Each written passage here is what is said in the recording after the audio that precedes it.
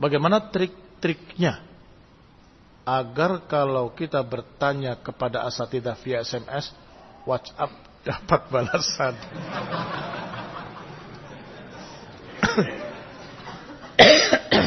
Tidak tahu saya trik-triknya.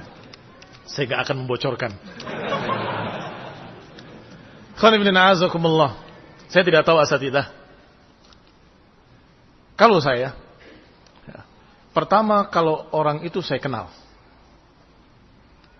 sehingga mengenalkan namanya dulu. Saya fulan dari sini, dari sana. Kalau yang nomor tok saya nggak tahu siapa dia, saya nggak jawab. Apalagi kalau pertanyaan berkaitan dengan politik, berkaitan dengan urusan-urusan kayak gitu, saya nggak jawab. Baca, tinggal. Karena banyak yang perlu dijawab. Kedua, pertanyaannya. Kalau pertanyaan yang la yahtaj ilal jawab, saya nggak jawab. Kalau pertanyaan yang saya rasa bahwa itu adalah pertanyaan yang penting dijawab, apalagi yang sifatnya genting. Seperti dia menyatakan, saya di kendaraan sekarang ini, saya begini. Apa yang harus saya lakukan? Kalau saya tidak jawab, dia sudah turun, sudah lewat.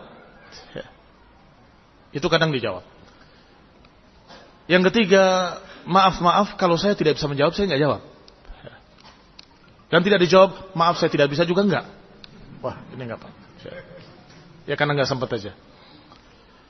Yang ketiga, kalau ada khilaf yang lumayan, saya juga kadang-kadang tidak berani, tidak lancang untuk menjawab. Tak biarkan. Mengapa? Karena saya tahu sedang terjadi polemik di mereka, di kalangan ikhwan terjadi polemik, maka saya tidak berpendapat.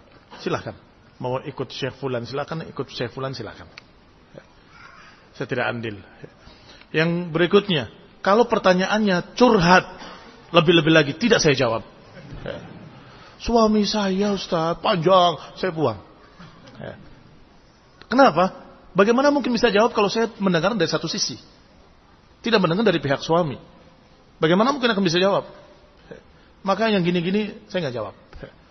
Apalagi ada kekhawatiran. Karena perempuan. Sehingga curhat. Akhirnya kenalan, akhirnya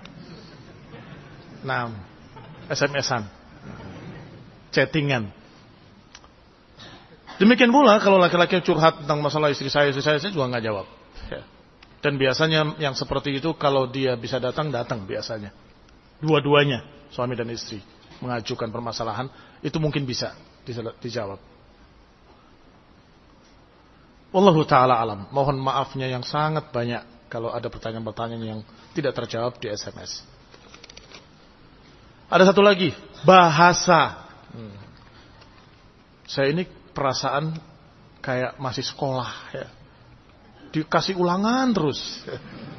Karena pertanyaannya seperti ulangan. Apa hukumnya ini? Kalau begini, dua. Ini saya ulangan kayaknya ini. Yang kalau mau dia buka buku, ada. Buka buku dari bukunya terjemahan-terjemahan para ulama, ada. Sederhana-sederhana saja. Nah, itu udahlah. Insya Allah ada yang jawab selain saya. Begitu.